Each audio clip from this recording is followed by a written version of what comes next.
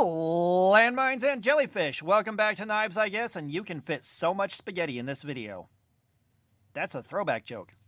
But for the last week I've been carrying the Fox Edge FE-044. Now let's get our preamble out of the way because it will bother me if I don't. And first things first, and most importantly, the pocket clip is tip up, which is the Lord's carry.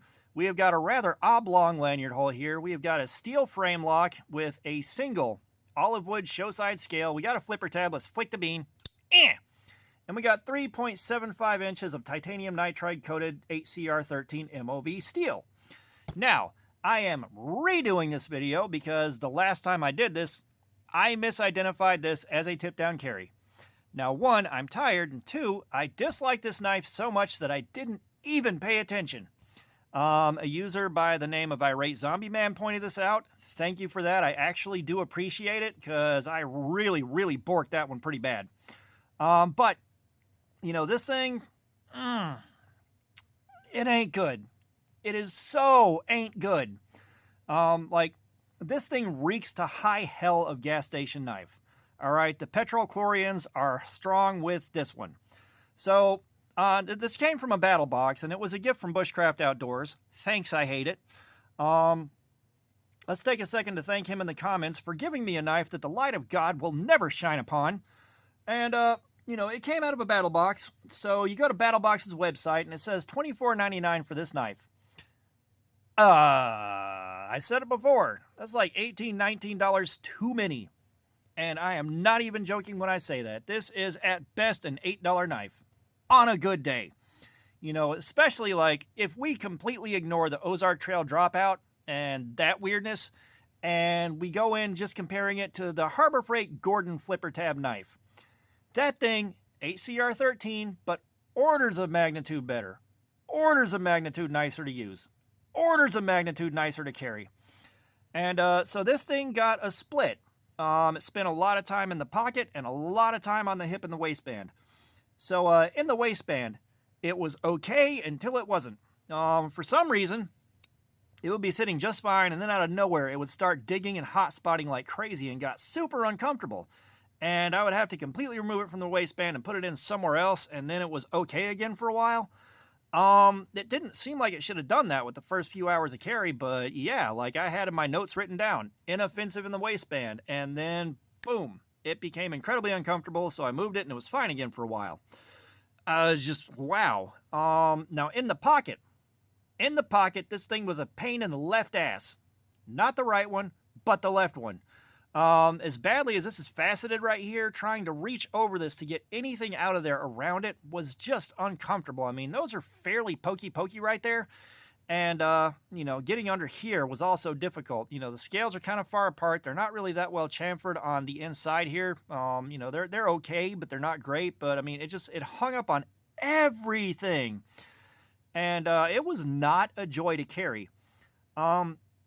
You know, the only good thing I can say, I flicked the bean again. I surprised you. But the only really good thing I can say here is the working edge was pretty decent. If you're only going to get one thing right on a knife, only one thing, that's the one thing to get right. You know, like it worked, the plastic on the pallets, that test, it did decent. You know, it cut through the middle, no sweat. That one layer at the bottom, it hung up a little bit, but it wasn't the worst I've dealt with by a reasonable margin. I can't say anything too bad about the edge. Let's see how quickly I messed this cut up right here. You know, and you can kind of see, it is not the cleanest cut ever, but it can do this. The edge is maybe a 6.5 out of 10. You know, and for something that they're asking, or at least they claim, is a $25 knife. Now, this is a subscription box, and everything put in those boxes is as cheap as they can get it and still turn a profit. And, like, I had Loot Crate for a while, and it's the same thing. Like, the box is $35. You get 5 items in there that are $4 to $15, maybe $15 for the big one, but everything else is like $3 or $4. You can buy it on eBay like 3 weeks later for next to nothing. It's kind of this situation right here. I cannot imagine how little they paid for this thing to turn as much of a profit as they could, but obviously they did not spend much. And, you know, for their suggested retail of $25, you can get so much better, so much higher quality, so much more visually appealing. Like, you can do so much for $25. Like, I don't even know where they justified listing that as the price on this thing on their website. We damn well know it's not a $25 knife at this point. But, I mean, just, God, I know they need to turn a profit, but this ain't how you do it. Like, you know, they're a brand that's trying to maintain some good faith with their customers and maintain a good image. Why?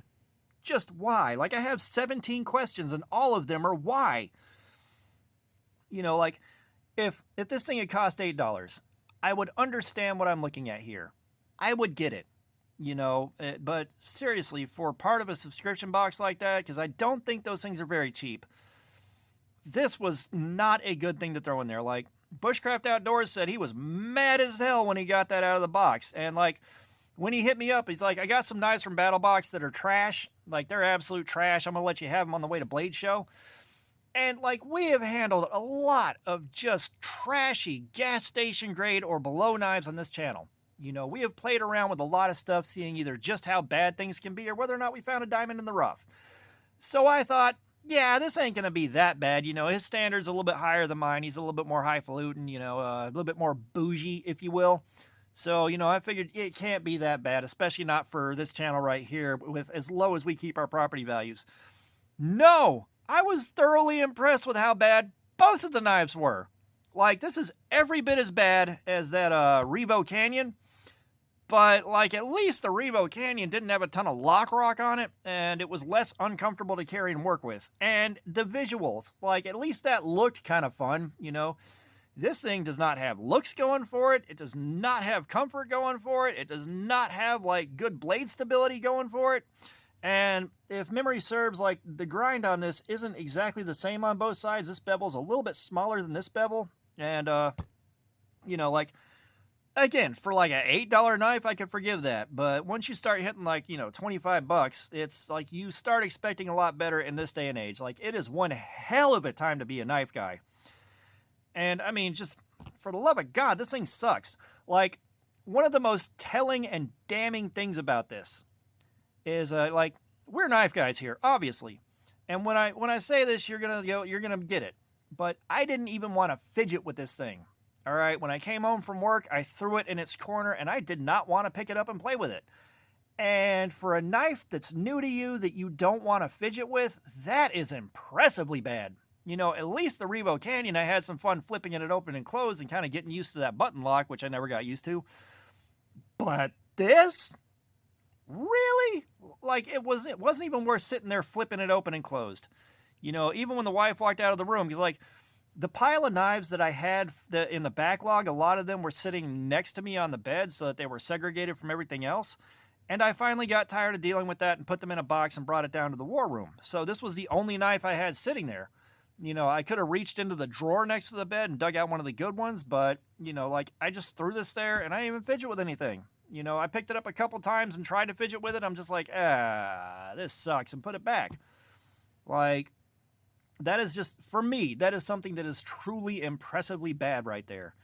You know, there are not a lot of good things to say here. You know, this is definitely a Hall of Shame knife. A new challenger has entered the arena. So eventually, like, I'd love to do another Hall of Shame a little bit later on down the road when we got more truly garbage stuff. Because, like, you guys know, I try to find the redeeming qualities of something. Even if it is garbage tier, there's always something at least good enough about it. The only good thing this thing has is a decent edge, a 6.5 out of 10 edge. You know, we have gotten some worse edges than this on nicer knives, but, you know, like, you can sharpen them. Like, that's the thing. So, like, once you start sharpening knives, like, this edge is no longer relevant. You know, it's like, I can't say enough bad things about it, and I'm not kidding when I say the light of God will never shine upon this. And I've been told Fox Edge makes some decent knives, so I don't know what the hell happened here.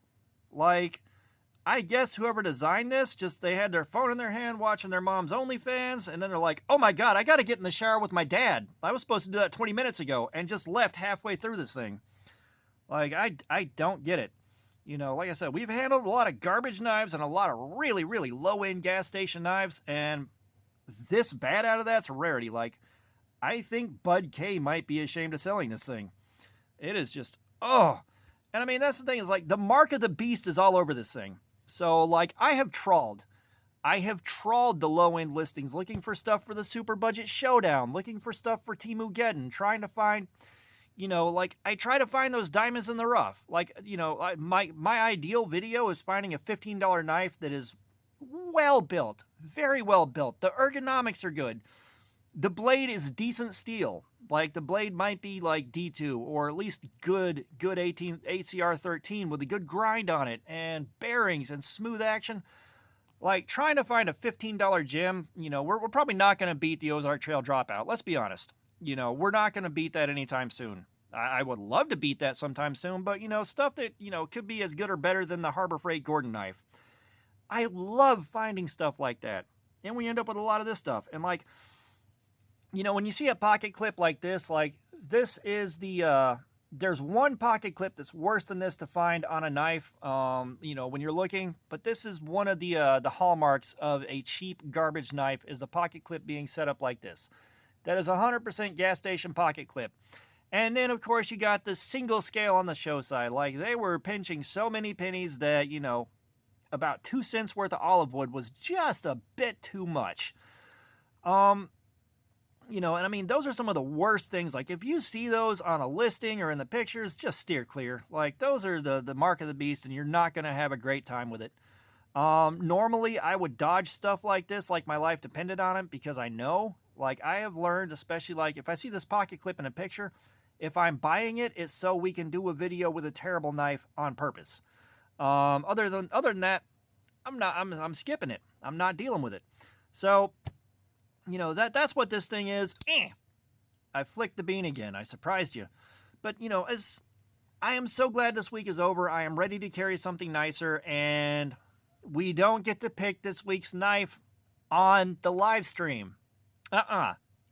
If you've been here for longer than 3 days, you know what I am carrying this week. I have already started carrying it. I was dual wielding for a couple of days, and oh my God. There's that knife you want desperately, and it just makes you feel better carrying it. Like, I can finally answer, what's my favorite knife in the live streams? Because right now, it's the Mayhem, and I think we all knew that was going to happen. But, this is about this Fox Edge and how bad this thing is. If there was a way to wipe your ass with a knife, I would have done it.